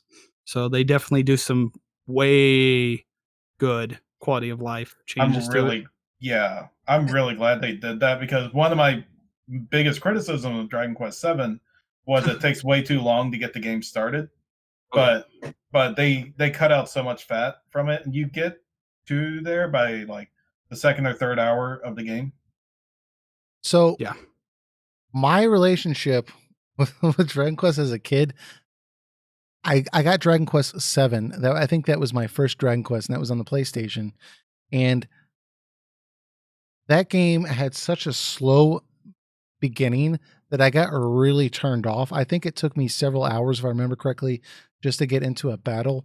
So I just was immediately turned off from Dragon Quest. I was like, okay, this sucks. This isn't for me. And I eventually did get into it a little bit with a re-release of Dragon Quest 3 on the Game Boy, I believe. And that I really, really enjoyed. I played many, many hours of that. But I turned down Dragon Quest 8. I didn't really touch it again until we started doing this podcast. Eric was telling me that we had to get into some Dragon Quest games because he's obviously a huge fan. And once I played Dragon Quest 5, I was like, okay, this is way better to me than what I played from 7, what I remembered from 7. So I've been trying to. So good. Yeah, I've been wanting to play 8, and I keep seeing the PS2 version at all these different game stores for like $10, and I keep wanting to buy it, but I know that Eric tells me, there's no random encounters in the 3DS version. There's the pot deal you all were just talking about. It takes less time. So suddenly I don't know, I just can't compel myself. That's the biggest thing that's kept me back from jumping into 8, just because I haven't gotten around to getting the 3DS version. So, well, 8's the best one. So is that the one you feel is the best? I mean, I guess I'll go first on this. Okay. I really love Dragon Quest 11. I love the hell out of that game. I 100% it big time. But it's not old enough to me yet to determine where I put it in the scale, because the hype factor is still there for me. I could easily say best Dragon Quest ever. Yeah. But I want to play it through the S version and to see how it holds up like a second time. But for me, it's a real close race between 8 and 5. And between the two, I think 8 does something just a tad more that gets it on top, but it's a really hard decision because both are phenomenal masterpieces of a game. But Dragon Quest 8 just hits a little higher for me just for how compelling the gameplay, the world, and just how whimsical and magical about everything about the game is. Like I was captivated from start to end, and uh, like to this day, like my brain's telling me right now, go in there, grab the 3DS, and play it again. I really love that game to death. It's like I have like a little RPG top 10 RPG list in my head. It's seriously in the top 3. I love that game that much. Yeah, Dread. That's mine. I Yeah. share almost the exact same sentiment as you, because I haven't fully completed 11. I've done Act 2, but as we all know, there's that third extra act after the credits. Yeah, I owned out a copy. I haven't gotten it back yet, so I'll get around to finishing that part before I fully rank 11. But yeah, the same with me. It's between 8 and 5, and 8 is just phenomenal on all fronts. 5 is clearly the best story of the entire series. When you want to reach those check marks of how you do a character arc in a story, 5 hits it all the way through. Because you have absolutely. Yeah, but the everything whole generation aspect is just so well done. Yeah. But it's tens across the board on any other category you want to bring up for Dragon Quest VIII. It has no other shortcomings whatsoever, and just beats everything out in the competition wise. From the cast of characters to the world building, the fact that we got a symphonic version of the soundtrack, just everything about it is phenomenal. And the cell shading graphics hold up. Sure, the quality of life improvements to 8 is better on the 3DS, but if you are like a graphic whore, the original PS2 version still looks phenomenal and better than the 3DS one. And I the will cell say, shading, technically, 8 looks the best on an iPad, but there's a catch to that. The frame rate is absolutely abysmal. So it's more like But it looks picture good, on the it's a picture on the rate's wall. horrible. Yeah. It's like if you're lucky, 5 to 10 frames per second. It's awful. Yeah, it's really that bad. Like I have an iPad Pro, and it's just optimized so poorly that it can't even run on that properly. yikes. So, and the cell shading holds up. The game is like what? 14, 15 years old now? Yeah, around there. Like a year or two before FF12, and it still looks beautiful to this day. Level 5 really killed it. Yeah. Honestly, I really enjoyed Dragon Quest 3 from, it's very nostalgic about that game because I played it as a kid. But for me, it's of the limited games that I've played on the Dragon Quest series, it's really between, I don't know, Dragon Quest 5 and Dragon Quest 11 personally. I really did enjoy Dragon Quest 5, but there were parts of it where I felt the plot really went out the window and I was just rubbing my head like, man, this has gone off the rails. But then it would just get back on track again. And that whole generational aspect that the game does try to encompass, I thought was really, really cool. I hadn't really seen a game do that before. And you really do feel afterwards that you've really completed a full journey in this game. And I do think it's a definite classic. But looking back from, maybe I'm still in the hype mode too regarding Dragon Quest 11, but even after finishing that third act, man, I look back and I'm just thinking that was a great game on the PlayStation 4. I think that when I'm much, much older, I'm still going to look back and say, you know what, that game was a serious highlight of the PlayStation 4. I do think that it was a little too easy, at least the first 2 acts, but if you wait till the third act, things get very, I think, old school difficult. And I actually had to do some grinding and such to beat it. So there is that difficulty aspect there. And I couldn't believe how long the third act was. You hit that credits, you hit that game end game screen, and then it's like, oh, okay, well, here's this whole nother part of the game. And I thought, okay, this is a little gimmick. This is like maybe a half hour or an hour. And I'm sitting here texting Eric like, okay, it's like 2 weeks later and I'm still playing the third act. I saw the credits screen like 2 weeks ago. So there was so much content in that game and it was all so much fun.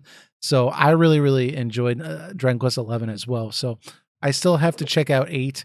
Maybe 8 will completely change my mind, and I'll end up picking 8. But I am a story whore myself. I like good stories, so if 8's story isn't as good as 5's, I don't know where to place it if once I pick it up. It has like two different kinds of stories to it, so it's really like what kind of story you prefer over another. Yeah. But Dragon Quest VIII has that. I don't even know the best way to put it. It's just such a what I love about Dragon. Well, I'll just say what I love about Dragon Quest in general is that it's a light-hearted game that has a lot of fun moments, adventurous moments, stuff like that. It doesn't take itself too seriously all the time. But then when it gets to its dark moments, like especially like you see in Dragon Quest XI, like Yeah. when it gets dark, like you really feel for the characters and really want them to succeed and get past these trials and these ordeals. So like when Act 2 happens in Dragon Quest XI, like you feel that devastation of everything that just happened. Like you feel like everything just went so great. And you're like, oh, great adventure, guys. Let's go home. Like, oh, no. That's just not how it goes. And I think a lot of the Dragon Quest succeed in this aspect. Like in Dragon Quest V, you get so attached to the characters that when when each act ends in Dragon Quest V, it's like something real emotionally, like you get like an emotional punch to the gut each act. Yeah. I'm trying to not spoil anything because I want people to play it and experience it for themselves. But I feel like every Dragon Quest in some way succeeds at this. Yeah, I think that for me, I do think the story was really, really excellent in Dragon Quest V. I do have to admit that. Just everything you said, just completely hash it back out there again. It's a fantastic game. But I think that the one thing that just drove me nuts, and this was just the fact that it was a Super Nintendo game, was the encounter rate was really, really high for me. So I just, there were parts of the game where I was just like, Jesus Christ, another freaking battle. I remember that one point where you're in that ship and you have to go through that mountain, and it's like every 2 seconds, it's just another random encounter. I was just losing my mind until, finally the random encounter rate just evens back out and we get into some more plot. But there's things like that I just, when I think of where I would rate them, I think of Dragon Quest 11 and the fact that I can just run around enemies if I don't feel like doing that right now. That just quality of life updates really ring true for me. But I didn't grow up playing them aside from Dragon Quest 3. So, Dragon Warrior 3 on the Game Boy Color was my first one when I was a little kid. Yeah. And I just got hooked onto the series from there. I went and got the Dragon Quest 1 and 2, which were a little harder for me to play than the third game because the third game was a little more mainstreamed. But I enjoyed those nonetheless. I didn't get to play Dragon Quest 4 for a little while, and I had to emulate 5 and 6 because those never came out to the DS. But that was my first gateway into the series. Yeah, that was mine too. For me, unintentionally, I would say Dragon Quest VIII, but now that I'm looking back on it, a friend of mine had bought a Game Boy game, and he said the person that he bought it from, oh, this is kind of like Pokemon. And so I played it, and I just barely remembered right before starting the podcast. I looked it up, and I'm like, oh, that's Dragon Quest Monsters 1. So that's technically my first game I played in the series was Monsters 1 on Game Boy. Yeah, a lot of people's entryway is like that. Like the younger audience gets in there like via Dragon Quest Builders, and then more the action older audience has the entryway through the Hero series. It's kind of interesting how they're, at least for the West side, they're getting people into the Dragon Quest series. Yeah, through spin-off games that are completely different in variants of gameplay. Yeah. Yeah, for sure. Like you're hitting the Minecraft scene, which is mostly populated by kids with Dragon Quest Builders. Yeah. But, the fact that, and I hate to diverge us here, but the fact that those retro games are so nostalgic for so many people is one of the reasons why I want to go experience Dragon Quest 11, a game I'm very fondly I feel very fondly about in that 16-bit fashion with this release coming out for the Switch. I can't describe how excited I am to play that game in that version because I've always wondered what it would be like to play a modern RPG in a 16-bit version like that. And they tried to do something similar with Final Fantasy 15, but it was like, I don't know, a chibi cell phone version of the game. Oh, It was not exactly what I would have had in mind from a demake. This is actually going back and making the game like it used to be, and it's supposed to be literally verbatim. You press up on the SNES or 16-bit version or whatever, it's going to move the character forward once. It would move your main character forward in the PS4 version. It would move him forward one step, right? So it's supposed to be scale wise very much the same game. So I'm just interested to see if I still like it in this version and if I like it even better. It's funny that I'm really excited to play a game again I beat not even a year ago. Because it's going to be a different experience. It is. It's going to be a whole completely different experience. Just playing the whole thing on 16-bit. Yeah. Like, it's going to be like I'm playing like a Super Nintendo Dragon Quest that came out on the PS4 not even a year ago. Yep. Depending on how good it looks, I may just end up buying a Switch the same day. Yeah. Yep. I would recommend it. It's a great console. Oh, they might announce a new Switch model, so it might be a good opportunity to do so. Yeah, get a Switch Pro bundle. Or a Switch Mini if you just want to, play a few games on it. Yeah, I'll keep with docked mode. Switch seems a little too big to be playing, portable. Yeah, I have a feeling that Nintendo might make a cheaper handheld only version of the Switch to appeal to the A 2DS younger audience equivalent. Yeah, something like that. Yeah, I know you were kind of negative on that a couple weeks ago, but I guess you've changed your mind on it. Who, me? Yeah. I was never negative about it. I don't think you were negative on it. You were kind of along the lines of, oh, that's probably not going to happen. It could. Never know. Yeah. I mean, you would have to take away the name of Switch if you take away the ability to dock it, but I think that would just, yeah, I don't know. We can get into that later, but I just feel as if that would take away all the cool factor of the Switch, the fact that it can play AAA games on your TV, allegedly, and then, you can play them in portable mode. Like, well, now it's just portable. Yeah. Anyways, that's me going off tangent. Yeah. But we do have a question. Let's get into that real quick, and then we can wrap this up. It's from Joker last week, or actually a couple weeks ago. He asked, what do you think are iterative, I can't say that word, sorry, Joker, games like Assassin's Creed, Grand Theft Auto, all the somatic Sony games like God of War, Uncharted, using same mechanics almost each iteration? I think that's what he's trying to say. Or taking mechanics from other successful games not worthy of high praises like 9s and 10s, if they execute the mechanics well without introducing anything new, or should they be judged fairly because consumers liking a gameplay style demand more out of it? Are they judged fine these days by critics, or should they be judged more harshly so that publishers and developers take more risk? Do you think a cycle of yearly release can continue for a franchise with success if they keep executing it well without fault, or do you think not changing a game's core gameplay but releasing them after significant time like Elder Scrolls, Grand Theft Auto is a better option? And then he goes on to say, I've seen people criticize a lot of AAA games these days for playing it safe by barely changing any mechanics for their games and cashing in on some success with more sequels. But isn't that what has been happening for a long time with Final Fantasy IV denying, almost same in all their primary mechanics? Isn't this more because the demand of such gameplay that cashed in is high with new developing stories in the franchise? So I thought this was an interesting question. It was a very long. Got 5 questions asked to me.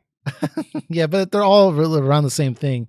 It kind of centers around the idea of, hey, you have a game that comes out, it's very creative, it's very innovative, and it gets a lot of high marks.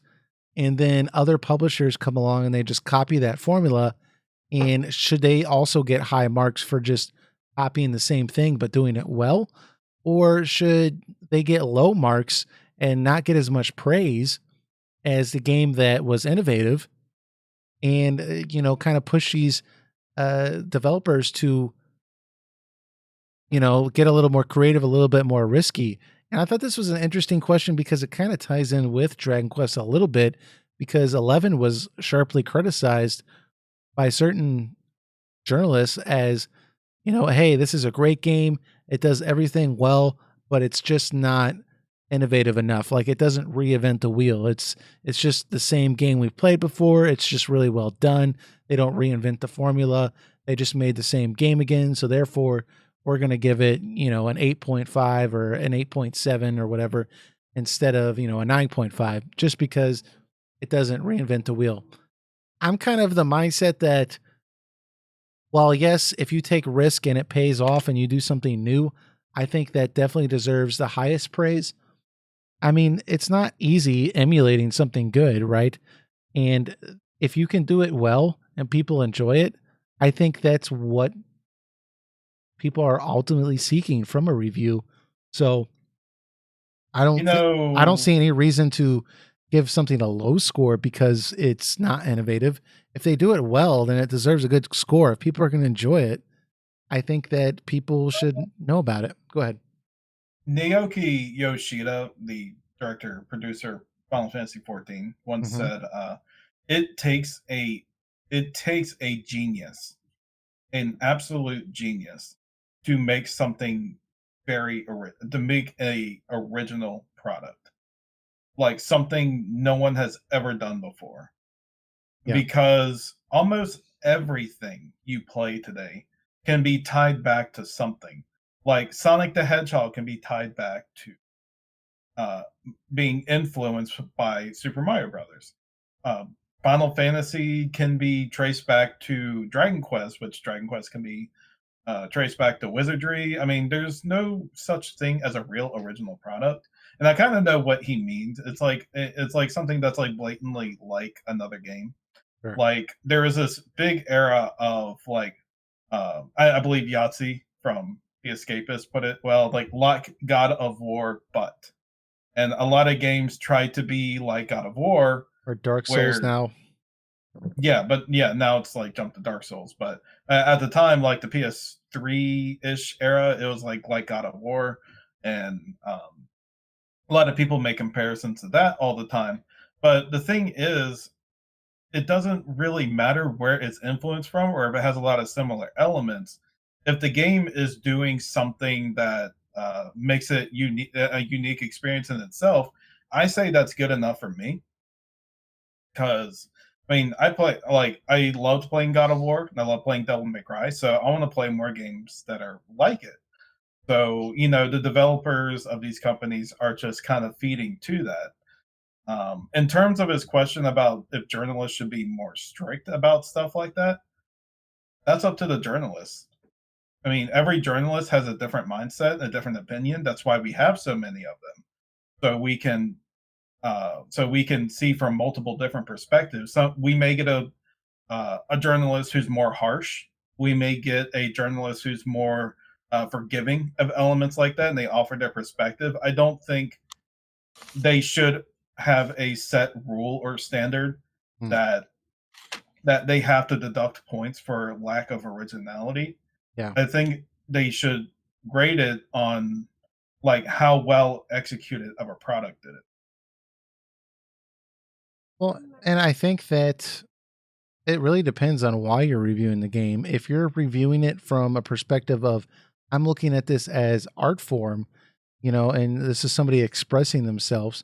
Okay, if you're going to criticize it from an artistic standpoint, well, yeah, then I think it is fair to point out, hey, you're just copying this from somebody else, but if you're trying to review it from a product standpoint, how many people are going to enjoy this? Is this worth the $60 to pick up? Will you enjoy your time spent with this? Then, okay, I think that that's a little less relevant, because as long as it's fun to play, then, that's worth considering also. So, yeah, I agree. Yeah, I would still put the same copycat type game to the original if it does it just as good. Both give them 9 out of 10s. But the problem here is that you're ranking games on like a scale of 1 to 10 or 1 to 100. I think for original concepts and ideas. They should just be viewed as like legacy titles, and they'll always hold that viewpoint of being original, like Dragon Quest or other things like that, or Half-Life, to go throughout time so that people can remember, oh, this is how Doom was, this is how this was, but something along the line has come along that is better and can have a higher review score. Yeah. I think like GoldenEye set the way for first-person shooters, but I mean, it's hard to go back to that game. Oh yeah. I mean, me personally, I love going back to the game, but I mean, but are you going to get someone who's like on the latest Call of Duty game to play multiplayer on that? I mean, that's a hard thing to do. Like, and you make a great point there. Like sometimes they take that concept that's original to someone else and they make it better. So Or they that's another factor also. Or they just reinterpret it in a different way that is essentially the same, but it just appeals to somebody else in a different way. So, yeah, absolutely. I mean, Zelda Ocarina of Time set the way for like 3D action adventure games, but you know, look what great games came out of having that as an inspiration for their own games. Yeah. Right. Yeah. Super Mario 64 for 3D platforming, period. Yeah. We could say there are tons of games, just ones that were on the same console, like Banjo-Kazooie is better than Super Mario 64. Donkey Kong 64 is better than Super Mario 64. And we could give them higher rankings, but that doesn't mean to say that you can't respect Super Mario 64 for what it did for 3D platforming. Yeah. I would even say that the Donkey Kong Country Return games are better than the new Super Mario games. And that they have like more variety, more like better soundtrack, and like a better challenging difficulty. I mean, I still love playing those Mario games, but like when you play the Tropical Freeze or the first Donkey Kong Country Returns, it's like it's just platforming so refined. And it was kind of a similar deal with the Mario games in Donkey Kong Country, but at that time they were more comparable. Like there's things I like about one game more than the other, but like Donkey Kong Country was like a great alternative, and some would argue even better than the Mario games. Yeah, definitely soundtrack. I know, and he points out things like the Elder Scrolls and Grand Theft Auto, kind of reinventing the same game over and over again, and then we still see that nowadays with, was it Sonic Mania, where they just came out with the classic experience again in 2019, and everyone loved it. So, as long as people enjoy it, I think that's really the biggest thing is, do people enjoy this? Okay, yeah, they took something else that was a good idea and they worked with it again. Maybe they slightly improved it a little bit. And as long as people are enjoying themselves, I say, hey, give them a good rating. Like, you don't need to destroy them in the press because, they didn't go and try to like come up with some new game style, because half the time that doesn't work and that's not a good game. And we complain when we buy those games and it's just a bad idea. So yeah, video game development costs a lot of money, so they need to have a lot of return of investment. So that's why you see a lot of clone games being made. Not a lot of game studios are willing to sign a $300 million check to create some innovative new gameplay of all time. They only leave that to Hideo Kojima. Yeah. Yeah, they pretty much rely on their top end development studios to do something like that. Like Nintendo, like for better or worse, lets Miyamoto do whatever he wants for the most part. And sometimes you get great things like, like Pikmin, which is like a very original type of RTS game. Yeah. But then sometimes he gets a little clunker with Star Fox Zero. But he's a man that they let try new and different things. Yeah. Well, and I think especially with the Switch now, with the fact that it is half of it anyways is geared towards mobile, I think that studios can be a little more creative because there's a little bit less risk. with a more mobile title, because it's obviously not going to cost as much money as Red Dead Redemption 2, right? So there's just less risk there, so they can afford to be a little more creative or take those risks. So That's why I think the indie scene blew up as big as it has the past couple years. Yeah. Because of that creativity. Yeah, I mean, it's just there. You don't have anyone telling you what kind of game to make, and you can just make what you want. And then, Nintendo just came in and said, okay, we're not going to risk our own resources. We're just going to put other people's games on here. And, it's kind of exploded from there. So yeah, absolutely. Yeah, it definitely took an entire team to remake Metroid 2 for them to go, oh yeah, maybe we should do that. Mm-hmm. Not to mention another point, now that you say that, like Metroid came out and like pretty much like originated the exploration type of Metroidvania. Then you got Castlevania, which made Symphony of the Night, which is clearly influenced by Metroid, and they created their own genre out of that, like Metroidvania, like a clash together. And now there's so many of them. Yeah, now, but a lot of them really good.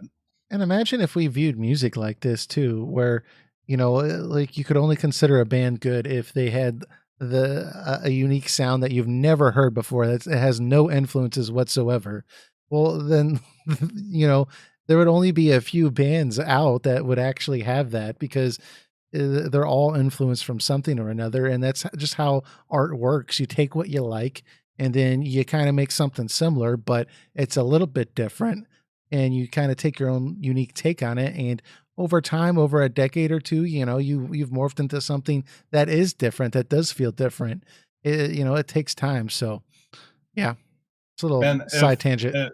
If I was so picky on originality, I don't think I could watch any Schwarzenegger or Stallone movie or ever play any JRPG or oh man, my JRPG library would be like none.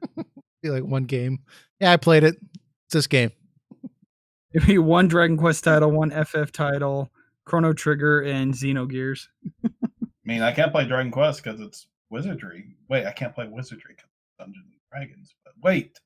Oh, but that's from Ultima. But J.R. Tolkien. How far back we want to go with this? Yeah. I mean, we're just being absurd now, but I know that's not. I know it's not what they meant. So yeah, Joker, we know that's not what you meant.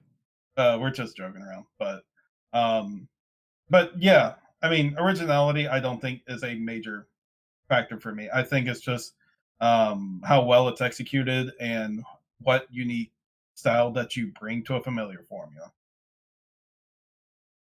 Yeah, absolutely. Agreed. And with like minimal load times. Well, yeah. do the same exact thing, but with less load times. You got me. Yeah. Absolutely. There's no reason why this should be, taking just as long to load as it did back in the day. Like, come on. Snippy snappy. We have processors now. Get to it. This should be a thing of the past. Or more clever ways to load your games. Like Metroid Prime. Or the new God of War. Yeah. Or new God of War. Yes. So anyways, that about wraps us up for today. Went a little bit longer than we expected, but some really good topics on there. Joker, we really appreciate you asking that question. Very, very interesting thoughts. Appreciate it always. Also want to give a thank you to Jacob, our guest. He's on the Puff Puff Hour Dragon Quest podcast. Make sure you all go check it out. Where would you direct people to check that out? At geekdomentertainment.com or on iTunes, almost anywhere you could find podcasts. You can find us even on Spotify. Awesome. So make sure you all check that out. Definitely some good stuff. They do 3-hour conversations, 2.5-hour conversations on these games. So, oh man, if you need a guest appearance that day, hit me up. I can talk about Dragon Quest for 3 hours, no problem. Definitely hit you up and get you on one of the spin-off games.